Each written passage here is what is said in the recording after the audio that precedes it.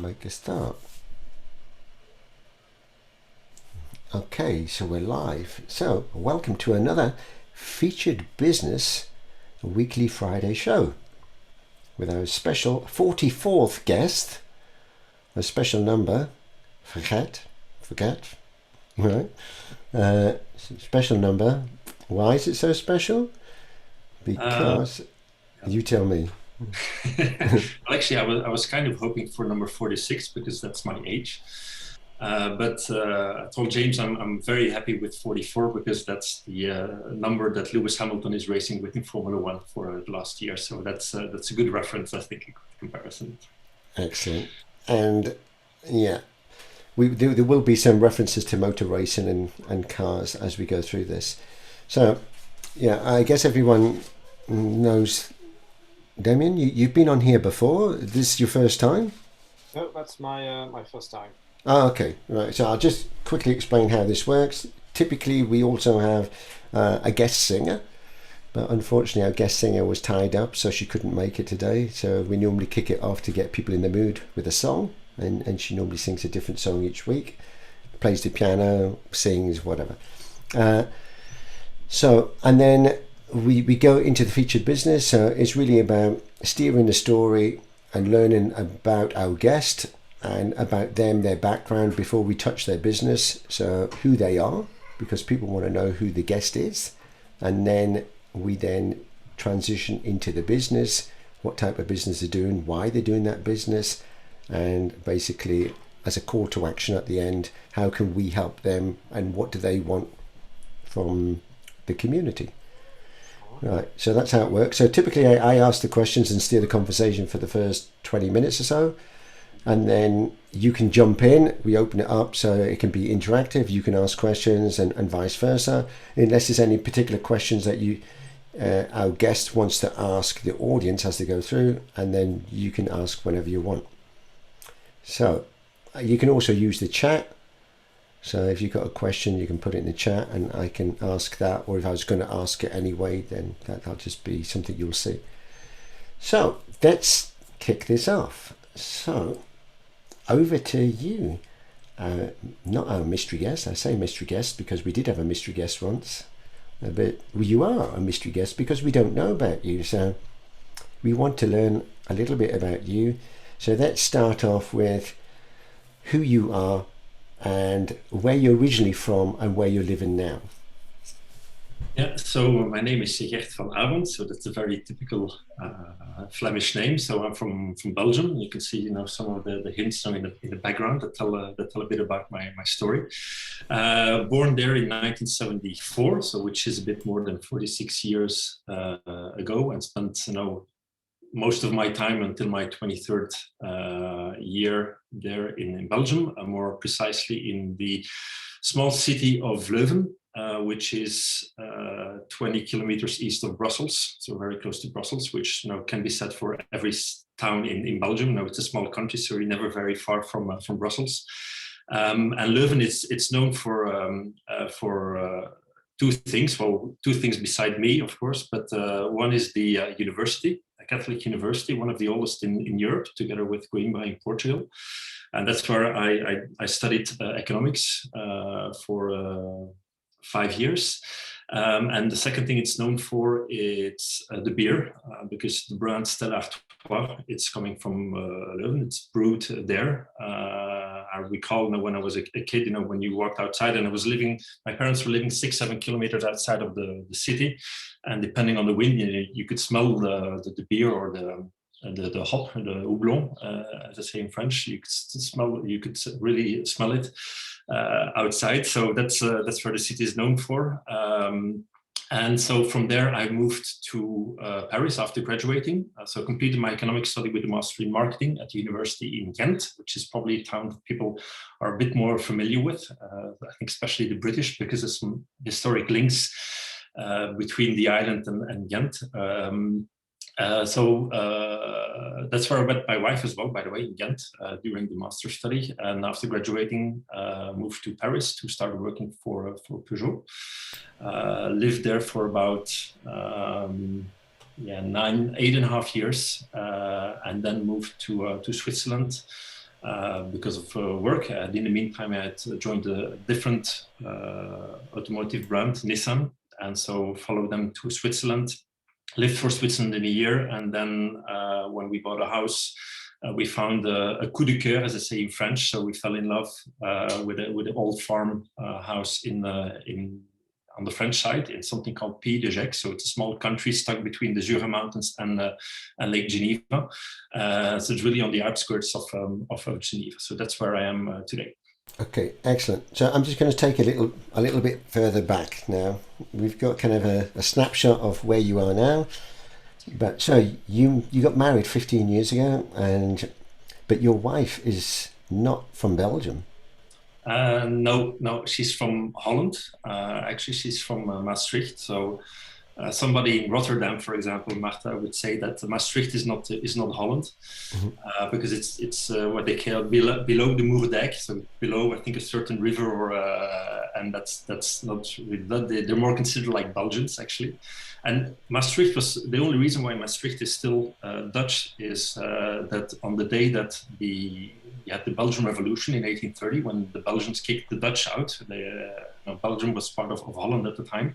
And so when they started the revolution, the Dutch king, he was on a visit in Maastricht. And in order to preserve the king, the Belgians, they didn't, let's say, conquer or reconquer that part of Belgium. And that's why it stayed as part of Holland. And when you look on the map, actually, Maastricht is like attached, a bit like Geneva to Switzerland. It's really attached with a small piece of a strip of land to the rest of Holland. Oh, interesting. Yeah. And they speak with a soft G there as well. Yeah, exactly. So it's more easy than for her to pronounce my name. And they do have some hills there. So it's not flat like most of the Netherlands. Yeah, exactly. I think that's the highest point in Holland is somewhere in the area of Maastricht, probably. I went to some health spa there, actually, many years ago. I didn't realise it was one of these naked ones, and it was quite a shock because my wife was with me and she said, like, you've got to take all your clothes off. I said, no, don't be silly, it's outside. And she said, no, it's true, you do. And I thought, oh no. You'd feel more embarrassed by keeping clothes on because everybody was naked. So that was my first experience to kind of Maastricht, was walking outside naked, but it was in one of these places. But that's another story. So you now been living in France. So I guess your wife spoke French as well, did she, at the time? She spoke sufficiently French, I think, from experience on holiday, and obviously, but she learned it at school. But actually, her education, before we met, she did some. She became a translator, English, Spanish. So she spoke Spanish. But then when we moved to France, in the beginning, she was mixing between Spanish and French. And at one point, she became fluent in French and lost her Spanish language skills. Yeah. Right. So you do have a pet, and it's quite a special pet. And this will resonate actually with Walter. So okay. What do you have? It's a French bulldog. I'm a dog person, not a cat person, and so it's a French bulldog, listening to the name of Fish. We had a lot of trouble finding a name. It was the year of the F, when it was born, and so his full name actually is Frans Ferdinand Winkelstein. Why Frans Ferdinand is because at the time we also had an English bulldog whose name was Dwight D. Eisenhower, or Ike for our friends. And so I thought it interesting to have one dog named after the person who played a major part in ending World War II, and the other person who was unfortunately the trigger of World War I. And Finkelstein is the name of a very nice bakery in the Marais district in Paris, where we love to have very good pastries there. And so I liked Frans Ferdinand, my wife liked Finkelstein, so we decided to join them. But obviously it was not very easy to call your dog, Frans Ferdinand Finkelstein all the time. So we need to have a calling name, and for that we decided on Fish. because that's the name of one of our favorite restaurants in Paris, in the 6th arrondissement.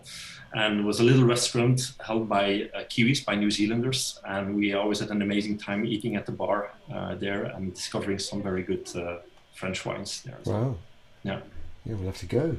That's how we get to the name fish, calling your dog after another type of animal. So if you had another one, you'd call it chips? Maybe we haven't thought of that actually. If Fish and chips. Another one or next one. So but yeah, it depends maybe on what letter we need to call him. It depends on the year, in which they're born, and the name has to start with a certain letter. Exactly. So let's just go to some of their hobbies. So as a child, when you're growing up, you had any particular hobbies and interests? Good question. Well, in terms of sports, I did some running, but it was more with the school. I also started doing some judo, how do you call it? No, the judo. No, the Japanese. Help me out. Somebody? Yeah. Okay. Johan understands, gets it. So I did that for quite a while, and then for the rest, it was playing, and whatever I did playing, especially when I was playing on my own, I was always having to do something with cars. If I was playing with Lego, it would build the dealerships and make models of cars. If I was playing with Matchbox cars, I would organize a race and roll the dice, and then that would define the position of the cars, etc. Or when I was drawing cars or racetracks. It always had to do something with cars. So when was your first experience of actually being in a car? I mean, for fun rather than like your parents' car. Well, I was practically born in a car. My parents had to rush to hospital, but I think they made it just in time. But I was almost born in a car. But yeah, my first experience with cars. Was it a particular type of car? I mean, at the time, no.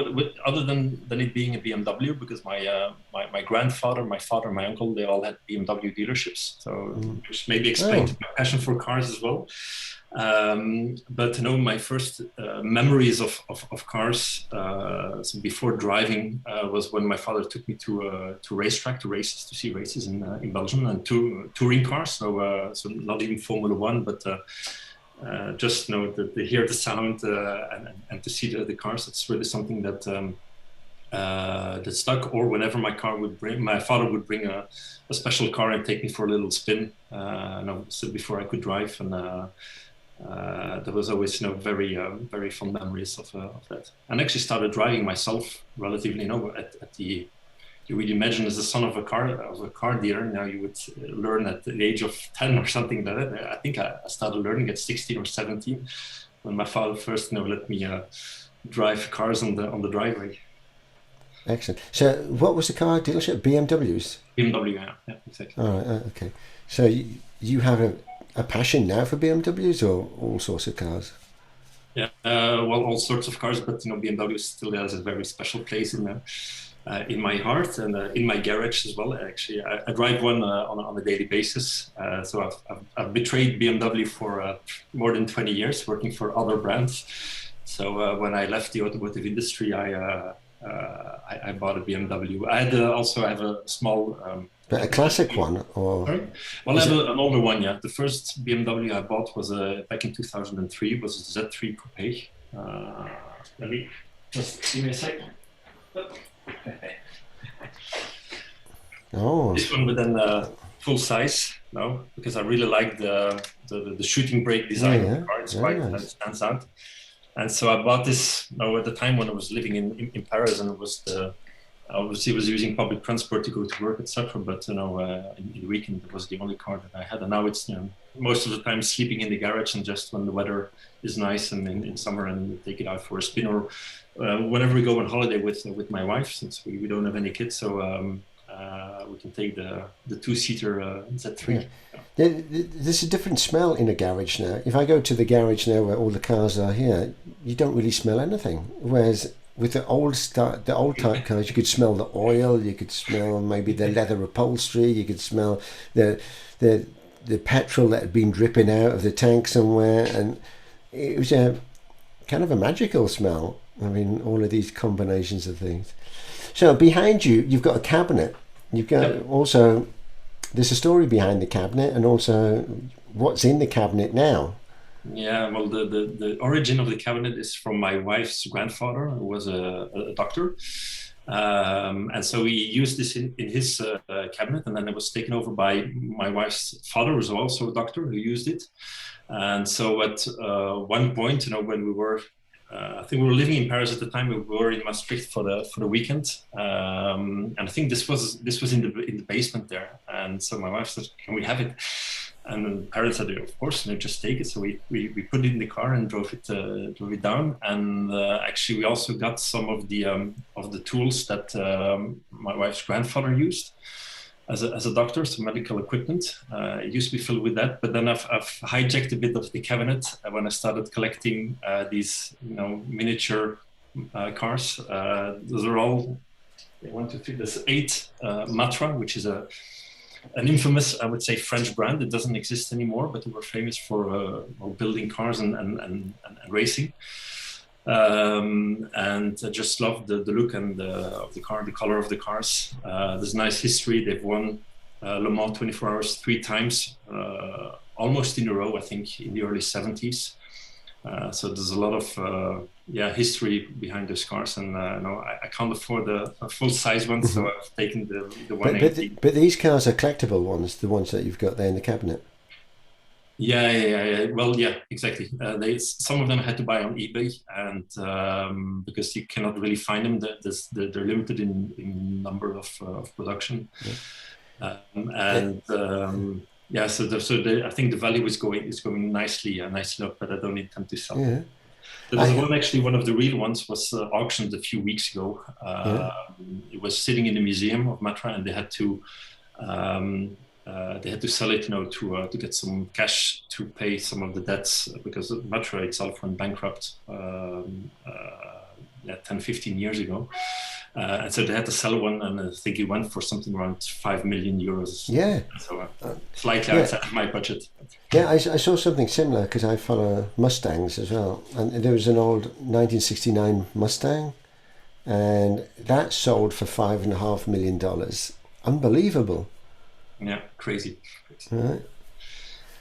And then you'll be banned from driving them soon, I guess. So there'll be no more petrol heads anymore. So, yeah. I used to watch a lot of Top Gear because I loved the cars and things. I don't so much watch it now because I'm not a fan on the way it turned out, but I used to love it with James May and Richard and what's his name? Jerry, yeah. So, but anyway, so you have not just like cars, but you've also done some racing. Yeah, we'll still try to do from time to time. Well, racing is a big word, but I like to drive cars on racetracks at least. So for type of driver training or coaching, and I've done a bit of very amateur. I wouldn't call it races, but it's like it's officially it's not a race. I think they cannot sell it as a race, but it's with something called Fun Cup, which is like the Volkswagen Bug. It looks like a Volkswagen Bug, but it's like a fiber body on a tubular chassis and using a Volkswagen Golf Mark 1 GTI engine, so from 1978, delivers something like 130 horsepower. So not very powerful, but a very light car, and a lot of fun on the track. And so. But this is your car. No. It's I do that on a track between Lyon and Grenoble. It's about 2 hours drive from here. Very nice private track called 𝗪𝗘𝗏𝗪. It's really in the middle of nowhere. So they have like 12 of these cars, and then you get there in the morning, and then you draw the car number. So you get the car, you're 3 to 4 drivers per car, and then you start with practice, qualifying, and then you have a 2.5 hour endurance. Yeah, you just got me thinking aloud now. I mean, you could do kind of an event, like post it on 𝗪𝗏𝗏, and we could do 𝗪𝗏𝗏 teams, you see, and then we all go along there. And is this where it's over a certain period of time and you have X amount of drivers and you have to keep changing drivers? Yeah, yeah, exactly. Yeah, it's let's say 2.5 hours in order to keep the balance. Because if you're a team with 3 drivers and another team with 4 drivers, if you're 4 drivers, you would have to change more often. So they say you need to do 12 stints in 2.5 hours, so that every car has the same number of stints and the same number of driver changes. Just a team with 3 drivers, each driver will drive a bit more than the other team. So yeah, just to keep it fair, actually. That'd be a good 𝗬𝗘𝗏 event. Mm-hmm.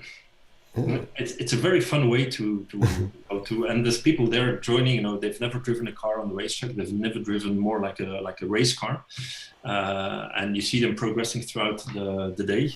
It's very well organized. They're really careful. It's one of the most accessible types of racing, and they do that. Well, they can do that because they're very cautious on passing. On the track, you cannot pass under braking. They want to avoid accidents, for obviously not to injure the people, but also not to damage the cars. So you can only pass somebody under acceleration, etc. And they wave the blue flags and things like that. So you can't give a friendly nudge or anything. Get out my way. Exactly. Because otherwise, the cost would go up and it would not be accessible anymore. So it's not like go-karting. No, no. But in saying that, you've done a lot of go-karting as well. Yeah. In my young days, a long time ago. And you've got some trophies for that as well. Sorry? You've got some trophies for that as well. You mean? You have trophies. Yeah, the go-karting, not. Yeah, I've got some, but with the Fun Cup races, I've got 6 trophies so far. 6. Which is obviously not my merit. It's some of those have been achieved despite me. So it's best to pick a good team then of other drivers. Exactly. Yeah. But it's true, because I think the first race we ever did, we actually won, and we were 3 drivers, so we had no experience. It was raining, etc. But we weren't the fastest. None of the 3 drivers was the fastest of the whole bunch. But just we were a very coherent, consistent team. We didn't make any mistakes, and that's how we brought it home in the end. Okay, so we could talk about motorsports and cars all day long. So we need to kind of pivot now. Mm-hmm. So tell us a little bit more about kind of your background and where you come from on the work side of things, and kind of what you studied, kind of the jobs and things that you've done. You said about kind of the motor industry because relatives were in that. So tell us a bit about that and how you then got to where you are now. Okay, so so I studied, as I mentioned, in Leuven at the university there, something called Applied Economic Sciences, which is a very fancy title, but it's basically everything related to economics and management, with marketing. So that's a 4-year program which I took 5 years to cover. And I then completed that with a master in marketing, which was a 1-year program, and it was a bit of theory, but a lot of practice, a lot of projects, etc. And by that time, for me, it was clear that I wanted to work in the automotive industry, not in the dealership. I didn't want to work in the dealership, and I wanted to see a bit more of the world as well. I didn't do any Erasmus, so I really was keen on maybe going abroad to work, to have that work experience. And I wanted to avoid it. If I would go work in the dealership of my father and then acquire it a couple of years later, so that basically that would have been my lifeline, so to speak. Then I absolutely wanted to work for a manufacturer, for an automotive brand, not for an importer. I really wanted to work in the product department, so to really work on the products. Just to driven by this passion, I wanted to really work with this passion. So then, I had the opportunity to start working for the Peugeot head office in Paris on Avenue La Grande Armée, so which is the other side of the Champs-Élysées, the other side of the Arc de Triomphe. Now we have this Very, very nice office there. And so spent most of the 8.5 years I worked with them in the product department on the 307 lineup. So as a product manager. So translating or being the, let's say the pivot or the between the engineering manufacturing side and then the sales side and the marketing side. So working on product positioning, product launch, etc. Lineup. Then from there I joined Nissan Europe, so which was no longer the head office, but it was a regional head office where I took on a product marketing role. Also, so still connected to the product. That's basically something I followed throughout my career. Whatever job, I always wanted to stay in touch with the product as much as possible. So yeah, did some product marketing, which is a bit more downstream. So 2 years ahead of launch, doing pricing, building the business case, positioning, launch, etc. Life cycle management. But you have to drive a Nissan then? Yes, yeah. I had the chance to have a company car, or several company cars. So you could pick one you wanted, or? Well, we could pick from a list of cars, and depending on the grade that you have, you had more or less access. So we couldn't pick a 370Z. Oh, nice. Cars. No, we could not. Oh. At my level, at least, I could not. I spent most of my time at Nissan driving an X-Trail, sometimes Infiniti as well, because I joined Nissan shortly before they launched the Infiniti brand in Europe. Which was also part of the reason why I joined Nissan, because for me, Infiniti, it's like the Japanese BMW in terms of spirit and design and driving pleasure.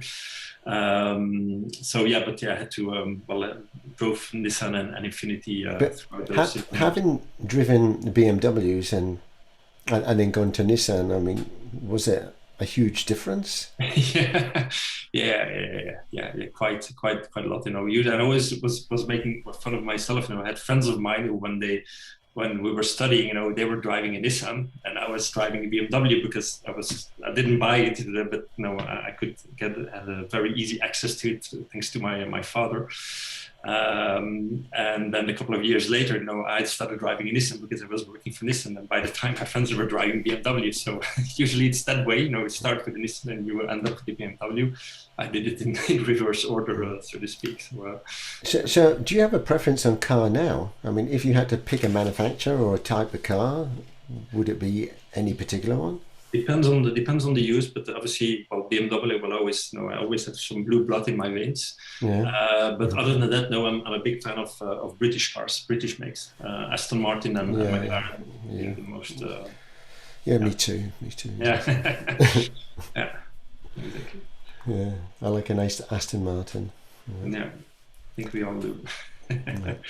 Right, we have another, someone else joining.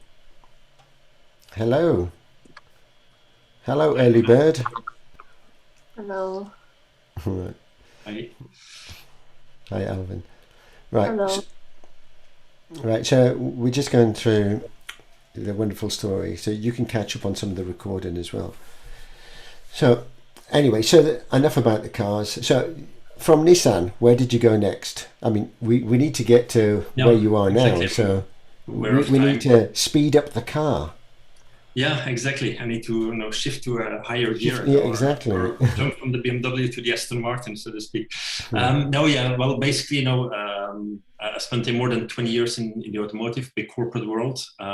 Making my way up and thinking that you would get, you would have more to say in the company, which actually wasn't really the case. So obviously, when you get around the age of 40 and you start thinking about how do you see the second part of your career, and for me it became obvious more and more that I wanted to let's say downsize or find more meaning in work, and the first two letters of the word meaning is me. So I wanted to put more of myself in the work and get myself more out of it as well. So really decided that I would follow my own path once again, but really more on the entrepreneurial level.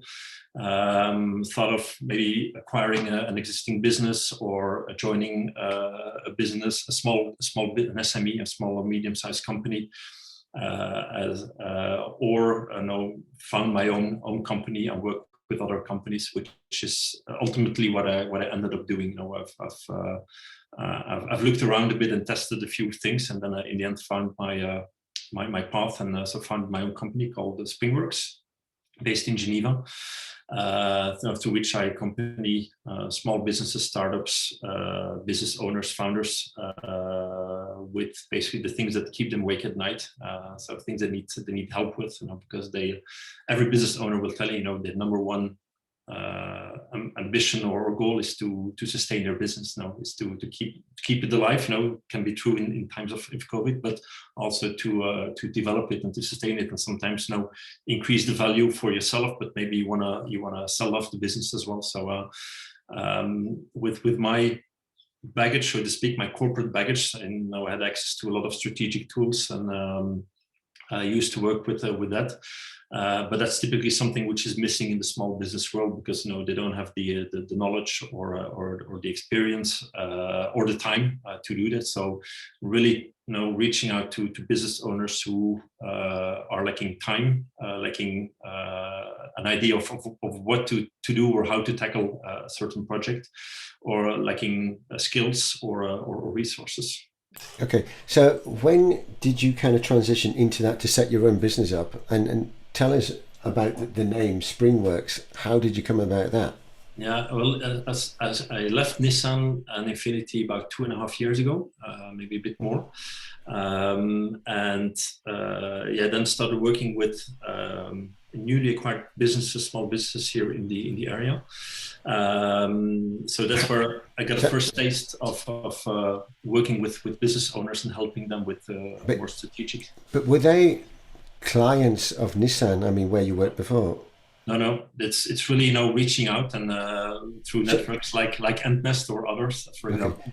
So what made you? I mean, you're busy working away. Nissan, a relatively good job. I mean, I guess, and an okay company car, although it wasn't a BMW. But so then, did you just wake up one morning and think, I don't want this anymore? I want to go and help small businesses? No, it's not like an aha moment. It's really something which grew on me. It's, I think, part of thinking about what you want to do with the second part of your life or your career, and seeing, is what I'm doing, do I want to continue doing that? And I wasn't happy and fulfilled, and that's ultimately, my goal is to be happy and fulfilled. That's the only thing I want to achieve in my personal and professional life. Ultimately, that's what I should do. So yeah, getting more, let's say, frustrated or unsatisfied with what I was doing, and I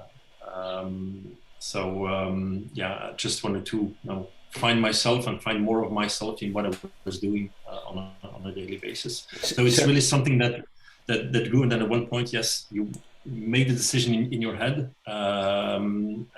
Helped as well. Nissan, they were going through. It's a very dynamic company. They're always going through transformation. But at the time, after I joined, it was the Lehman Brothers crisis. Then 2011 was the tsunami, which is a big impact on the Japanese economy. Then you had 𝗘𝗔𝗖𝗪, so there was a lot of crises which were putting a lot of pressure on the business for Nissan. We then decided that actually they would bring back the head office back to Paris, and for me it was the right occasion, the right time then to move. I was at the time 43, 44 years old, so you shouldn't wait 10 years to make the decision. Okay, and your wife, what does she do?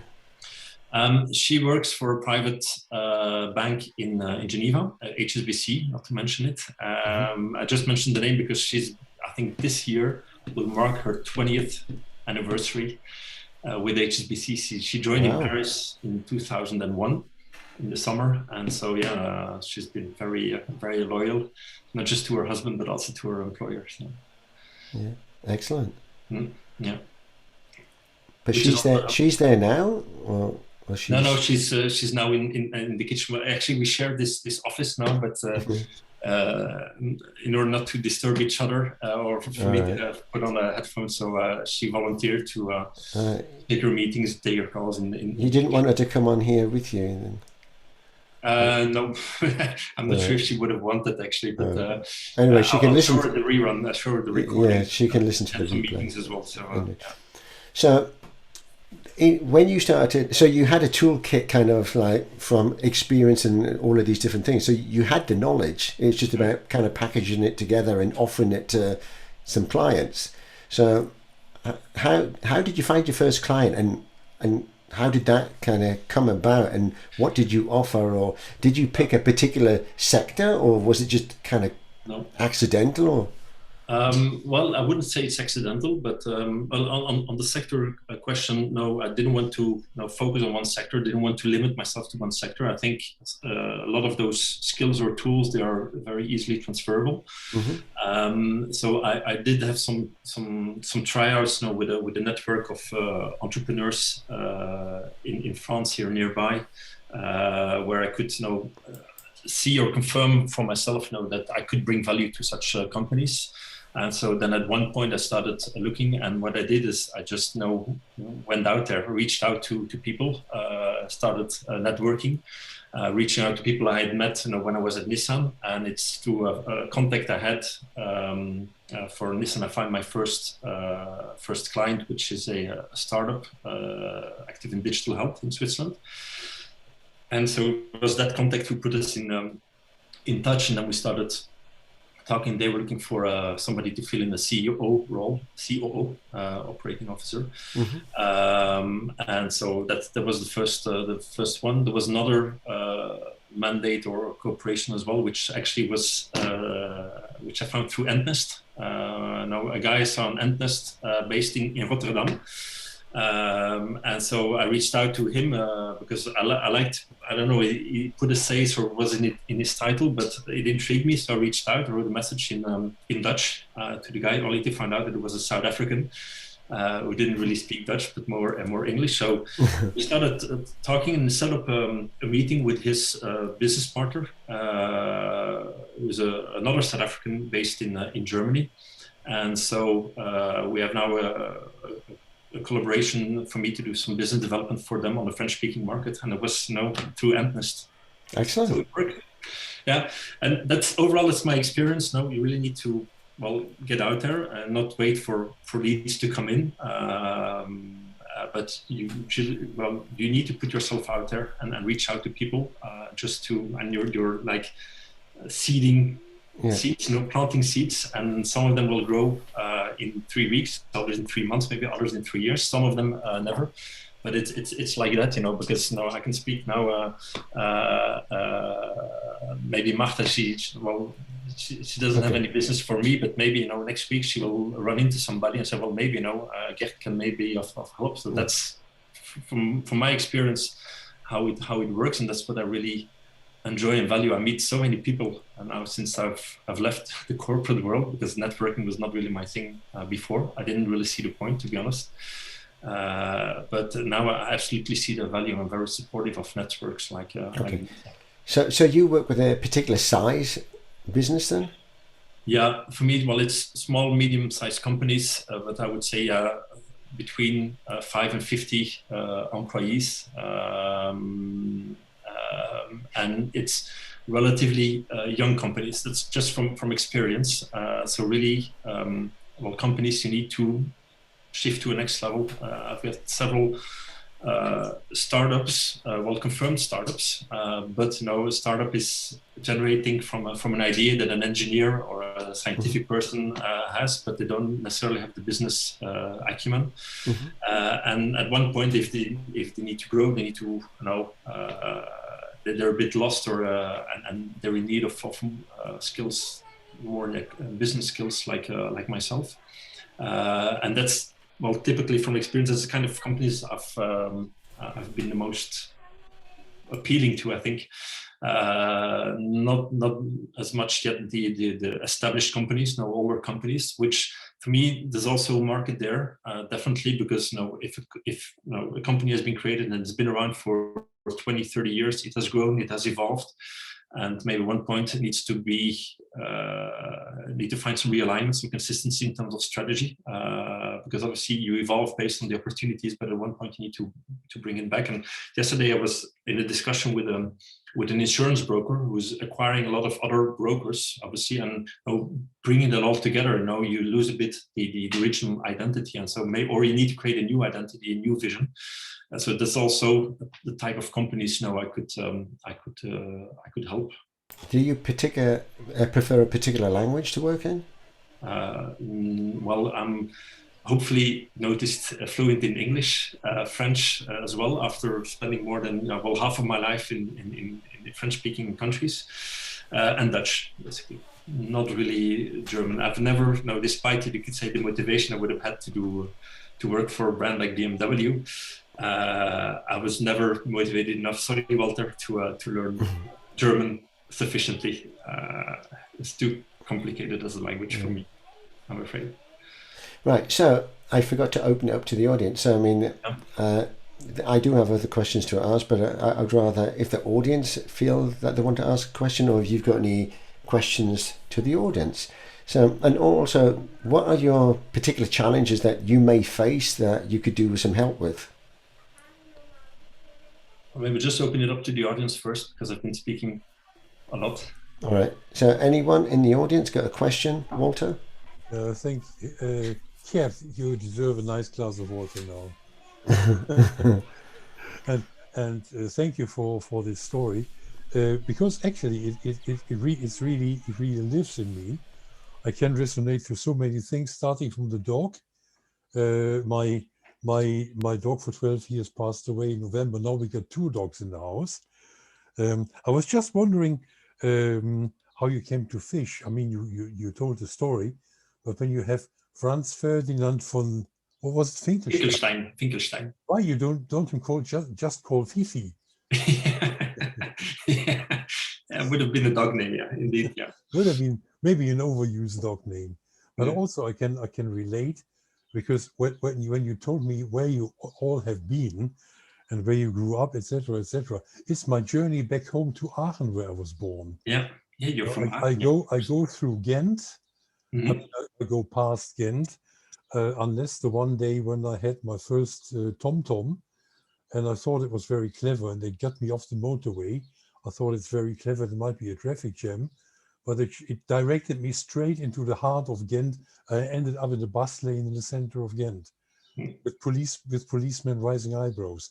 But then Leuven, yes, I remember the Stella Brewery. I remember the old town of Leuven, which is beautiful. And I had a 7-month stint with a startup company from the business park Haasrode,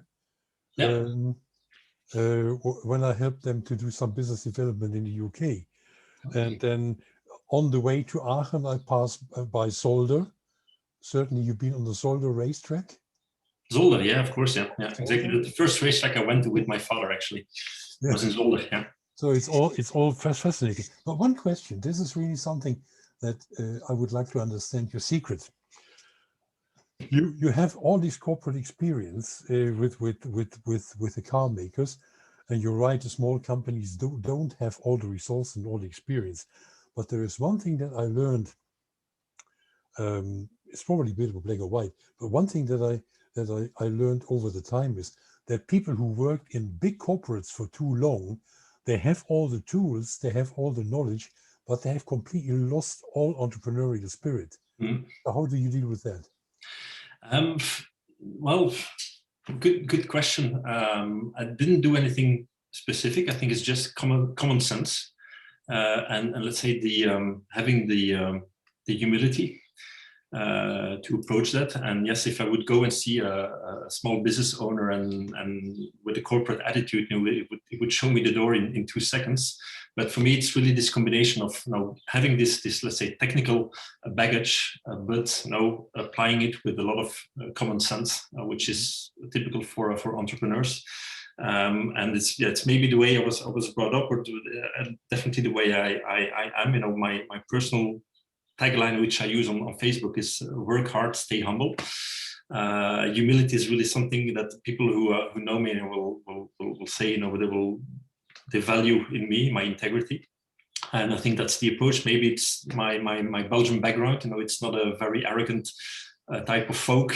Maybe it's my education. But yeah, that's really, I think, the way that I approach things. And no, I'm not smarter than the next person. But if we can help each other, then I think that should be the correct approach. Thank you. Johan, a question. Yeah, great, excellent. I know Gert since a while now, not very much in person maybe, but this got me to a new level, of course, there. Great to hear. And yeah, I'm sure we'll have lots of reasons to talk further. So you mentioned finding a client through 𝗬𝗪𝗧. Are you also looking for complementary services and so on? Because I think life and business is not just about finding clients per se, but it's also very interesting to see if you don't have all the tools yourself, how can you find people that can collaborate and provide complementary elements? So, and that's what I think also 𝗬𝗪𝗧 is a very, very good source for, actually. Yeah, definitely. I'm not a specialist. I'm not a detailed expert. I'm more like the high level, the helicopter view. And so, yeah, if the things get too specific, then yes, I need to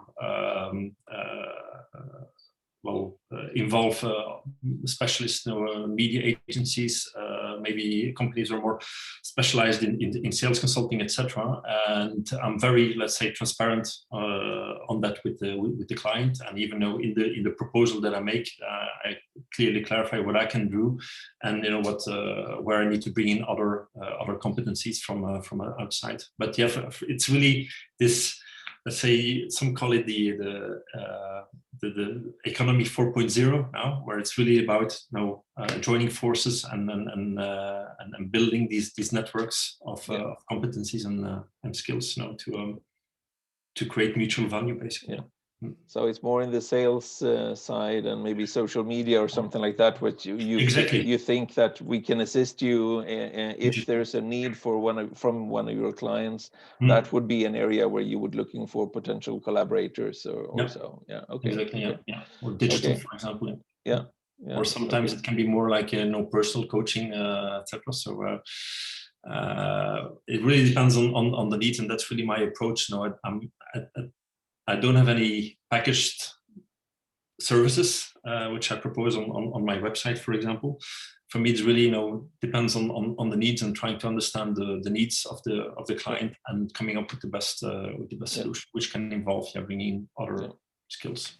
And in terms of needs for you, then, are you also looking for needs for getting further visibility for yourself? Of course, James is doing an excellent job here at providing visibility, but in a very small setting. But of course, also James sharing details on LinkedIn and Facebook and so on, I guess, regarding these. So that's helping. But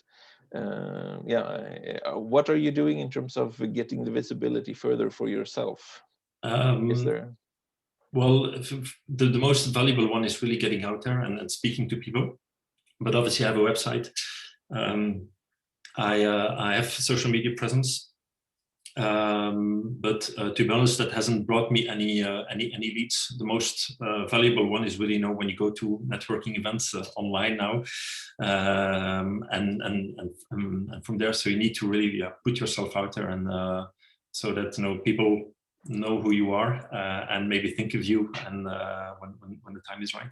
That's proven the most effective for me, and I think that's an event like this. It's typically doing that. Meeting new people, and then the example I gave of Marta. It can be next week, next month, next year. It depends, but yeah. Are you part of also driving networking events to happen and so on? I mean, is that something that you're interested in, trying to make the connections between potential clients and collaborators and so on, or is that something that you see? Not proactively. I'm not setting up events, but it's just let's say the reflex that I have, and it's true. When you speak to people in 𝗬𝗪𝗧 or other networks, well, you get this reflex just to say, okay, it's about mutual value, and so it's not just thinking, what can I do for that what value does the client or that person have for me? Now, can they bring me business, but also what can I do for them? So there's always keeping your eyes open and the radar. It makes it very interesting, very dynamic. Great. Yeah, some great questions, and I like your approach, because sometimes you can put together programs and you think, once you start talking to people, actually that program doesn't fit. And we're not all the same, so don't try to force a program onto somebody if that's not really what they want. So sometimes it's better at the beginning, it's kind of getting to know them, getting to know what their challenges are, what keeps them awake at night, and where is it that they need to focus. And then you look at it from an outsider's point of view, so you often see things that they don't see. And then from that you provide a more of a holistic view, and then you can say, well, this is where I believe, because you're seeing it from a different set of eyes. Well, if you had a program, which I found even myself, trying to force fit a program to people that don't necessarily want the program. I see myself as a co-driver, basically. It's company property I stole, probably, but I really see myself as a co-driver, or copilote in French, but like a co-driver in a rally car, who's sitting next to the driver. Now, the driver is being the business owner, and is helping him actually to get where he needs to be in the most efficient and the fastest way. And that's really the way that I see it. Being a co-driver, you bring an additional set of eyes, additional brain power, pair of hands, to do the work, and it's about helping the driver to be the best at his job, and to warn for obstacles, to bring this different view, etc. So that's the way I see myself. Yeah. Great.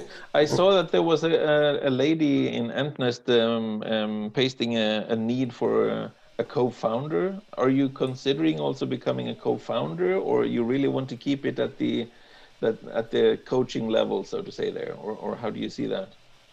I'm open to co-founder. It's not something I'm actively seeking, but I have some discussions ongoing where it's more like becoming part of the management team, not necessarily full time. That's not really what I'm looking for.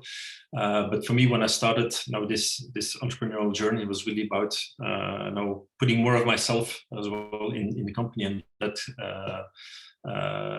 can go through being a co-founder as well. But it's the right opportunity. Yeah, I love the analogy of the co-driver, because I mean, cars as well. I mean, I think you should play on kind of the car theme, because you've got a car background, being the co-driver, you're a car enthusiast and everything else. And if you think that, we had this discussion yesterday, I mean, if you think of a rally driver, the rally driver just needs to win the race. He needs to get there as quick as possible. But he can't look at the map and navigate where he's going to go. He hasn't got time for that. That's not his job. His job is the driving. But if you have someone sit beside him saying, I'm going to do that for you, you just do what you're good at and I'll help you get there. And if you use analogies like that, I can picture that. I need someone to effectively hold your hand, because, I mean, we've had these discussions on other forums as well. People procrastinate, that they're not accountable, that they say they're going to do it and never do it. And we can all be guilty of things like that. But if you have someone holding your hand and saying, I'm going to sit there with you, I'm going to make sure you get there. And then, I just think that people do need that, and more so now. You see, they say they don't need help, but you clearly see that they do.